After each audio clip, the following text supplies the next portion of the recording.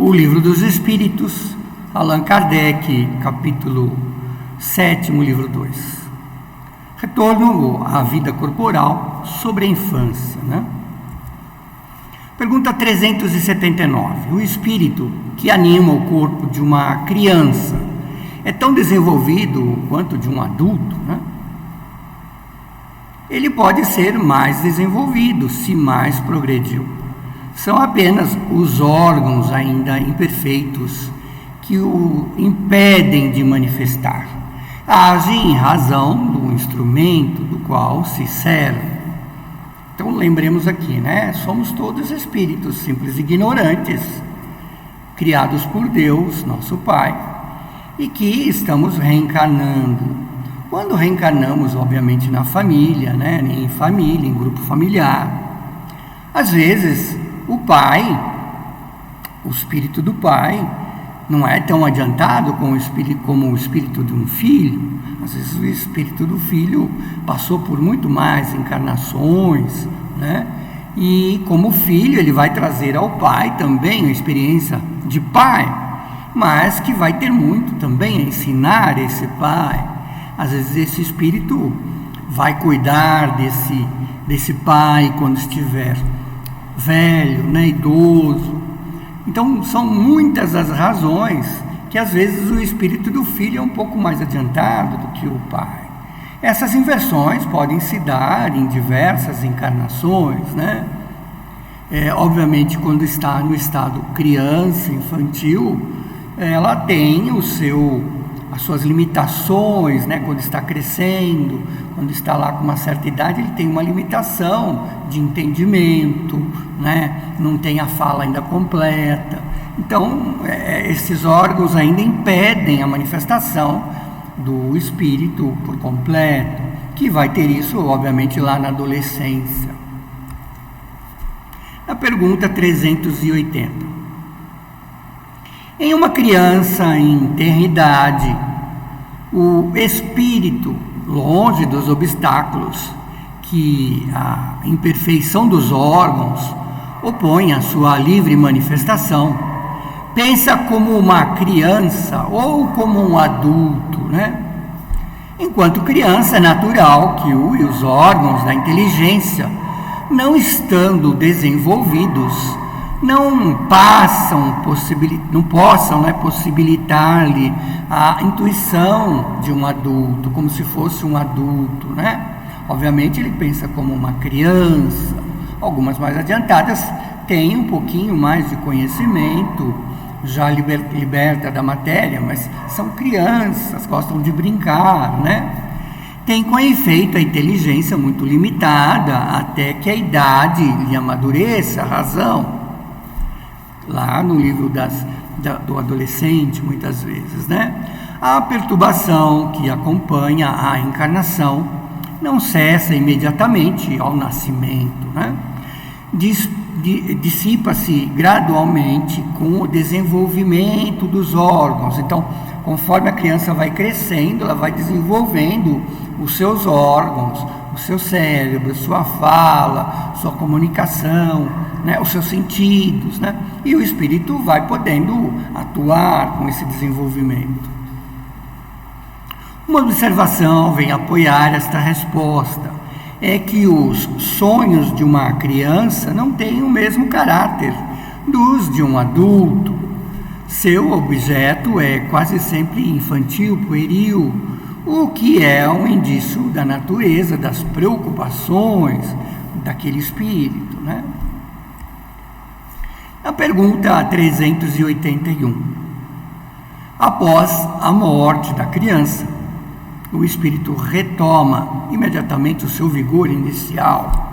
Então, o espírito da criança muitas vezes desencarna por alguns inconvenientes, até da matéria, ou por um acidente, né? Alguma coisa assim. E quando ele vai no mundo espiritual, né? Está lá no mundo espiritual, ele já desperta como adulto. Como é que se dá isso, né? Assim deve ser, uma vez desembaraçado do seu envoltório carnal, né? No entanto, retoma, né, a sua lucidez primitiva apenas quando a separação é completa, ou seja, quando não houver mais nenhum laço que ligue o espírito ao corpo, né? Na pergunta 382, o espírito encarnado sofre durante a infância com os constrangimentos que o corpo lhe impõe? A resposta é não. Esse estado é uma necessidade, né, para cada espírito que está reencarnado. É um aprendizado, inclusive, para o espírito, né? É perfeitamente natural e corresponde aos desígnios da providência, a naturalidade das leis providenciais. É um tempo de repouso para aquele espírito, né? Na verdade, ele está crescendo e muitas vezes se desenvolvendo materialmente e o espírito se adaptando àquela matéria, né, reencarnada. E com o passar dos anos terá a sua parte completa lá na adolescência, onde se manifestará o seu caráter real, né? Também isso é para o espírito um período de descanso, de repouso, né? Muitas vezes de que esteve lá no mundo espiritual e de que teve de outras encarnações. Na pergunta 383, qual é para o espírito a utilidade de passar pelo estado de infância? O espírito reencarna tendo em vista aperfeiçoar-se, melhorar-se, a cada encarnação uma nova oportunidade para aquele espírito. É mais acessível durante esse tempo às impressões que recebe e que podem ajudar o seu desenvolvimento, para o qual devem contribuir aqueles que estão encarregados de sua educação. Então imaginemos uma criança que em outras encarnações foi inimiga dos pais atual e muitas vezes está reencarnada nessa família. Essa criança, no período de dependência desses pais, que vão lhe ensinar o amor, o afeto, o carinho, a responsabilidade, o carinho que tem para essa criança, né? E se ele era um espírito que tinha desafeto, né, passa a compreender que é possível alterar o seu comportamento, que é possível modificar-se, que é possível fazer sua reforma íntima. Então, com o passar dos anos da infância, essa criança vai se adaptando, mesmo que talvez tenha detestado em outras encarnações os pais, e agora está se adaptando, se reciclando, e quando talvez chegar na adolescência, perceba, né, o quanto é importante esses pais para esse aprendizado, né? E o espírito reconhecerá no futuro o quanto esses espíritos que o acolheram como pai amaram, né? Na pergunta 384, por que o choro é uma primeira manifestação da criança ao nascer? Para estimular o interesse da mãe e provocar os cuidados que lhe são necessários. Se estivesse apenas manifestações de alegria, imagine um neném só rindo, né? Só sorrindo, só dando gargalhadas, né? Quando ainda nem sabe falar ou pouco inquietaria ela, né? Com as suas necessidades. Então, se só risse, a mãe nunca saberia, talvez, um momento em dar comida para o bebê, né? Ou quando ele estivesse com uma dor de barriga, ou com alguma dor, com alguma febre, né? Admire, pois, em tudo a sabedoria da providência. Então, essas questões, inclusive, a providência nos preparou para que nos alertasse, né? A criança está chorando, vamos ter mais cuidados, vamos ver talvez o que é, se está com dor de barriguinha, se está com fome, né? Então, é um alerta aos pais. Na pergunta 385, quais as razões da mudança que se opera no caráter do indivíduo, né? Do espírito em certa idade, em determinada idade, particularmente ao sair da adolescência, quando está lá na adolescência, saindo da pré-adolescência para a adolescência, já como a fase adulta, ele tem essas modificações de humor, de personalidade, né? É o espírito que se modifica? O que é, na verdade? É o espírito que retoma a natureza que lhe é própria, né? E que se mostra tal qual era. Então, ele tem o comportamento que tinha em vidas passadas, muitas vezes, né? Ou seja, como espírito, né? Ele é completo já, né? Ele está liberto dos momentos de construção da matéria física, do desenvolvimento, da dependência dos pais. Então, ele está como completo espírito. E aí, muitas vezes, se é um indivíduo que trouxe más tendências, opere essas tendências, né? E se trouxe boas tendências de encarnações anteriores, ele também opera essas boas tendências. Os homens não conhecem o mistério que as crianças ocultam na sua inocência. Não sabem o que elas são, nem o que elas foram, nem o que elas serão, e, no entanto, amam-nos e as acariciam como se fossem parte de si mesmos, né? De tal forma que o amor de mãe por seus filhos é considerado o maior amor que um ser possa vir a ter pelo outro, né? Amor de mãe, como se costuma dizer, né?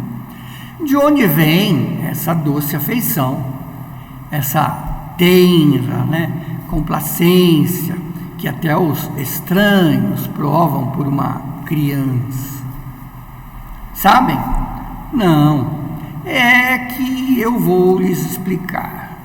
As crianças são seres que Deus enviou uma nova existência, uma nova reencarnação, uma nova oportunidade. E para que não possam acusá-lo de uma severidade muito grande, lhes dá toda a aparência da inocência, né? Para aquele espírito, mesmo que eles tenham sido inimigos em outras encarnações, agora são simples crianças. Então você se dedica a essas crianças, né? Mesmo em uma criança de natureza má, suas faltas são acobertadas pela não consciência de seus atos. Essa inocência não significa uma superioridade real sobre o que eram antes, mas sim uma imagem do que deveriam ser, e não se são, é somente sobre elas que recai essa responsabilidade. Mas não é somente por elas que Deus lhes deu esse aspecto. É também e sobretudo os seus pais, cujo amor é necessário, a fragilidade infantil, e que seria singularmente enfraquecido pela presença de um caráter áspero, rude, né? Enquanto que, se acreditarem que seus filhos são bons e tenros, dar-lhe-ão todo o afeto e os envolverão em mais delicados cuidados, maior amor, maior atenção, né? E dará uma certa dedicabilidade a esses espíritos para um bom caminho, né? Mas quando as crianças não têm mais necessidade dessa proteção, dessa assistência que lhe foi prestada durante os 15, 20 anos, seu caráter real, individual, reaparece, né? Lá quando está formado, depois da pré-adolescência para a adolescência, depois adulto, em toda a sua realidade. Então aí o espírito se manifesta realmente como ele é, né? Permanecem as boas, se eram fundamentalmente boas, mas apresentam sempre os característicos que estavam velados na primeira infância. Vejam que os caminhos de Deus são os melhores e que, quando se tem o coração puro, a explicação é fácil de se conceber, de entender, né? Com efeito, podem bem que o espírito da criança, que nasceu entre os homens, pode por vir de um mundo onde tem adquirido hábitos diferentes, diversos dos nossos, né? Ou culturas diferentes. Como querem que ele permaneça no seu meio, esse novo ser que venha com as inclinações e gostos inteiramente opostos aos da família ou seus, né? Como esperariam que ele se incorpore ao seu ambiente, senão como Deus o quis, ou seja, após haver passado pela preparação da infância? Nesta se confundem todos os pensamentos, todos os caracteres, toda a multiplicidade dos seres enredados por essa multidão de mundos nos quais se desenvolvem as criaturas. Ao morrer, a criatura humana também estará em uma espécie de infância no meio de novos irmãos, e que em sua nova existência não terrena ignorará os hábitos e os costumes, as formas de relação desse novo mundo, né? Quando desencarnado também vai estranhar. Manejará com a dificuldade um idioma que não está, né, habituada a falar e que poderá ser mais dinâmico do que é hoje ao seu pensamento, né? A infância tem ainda outra utilidade. Os espíritos ingressam na vida corporal apenas para se aperfeiçoar, melhorar. A fragilidade da tenridade torna-os flexíveis, acessíveis aos conselhos da experiência e daqueles que os devem fazer progredir.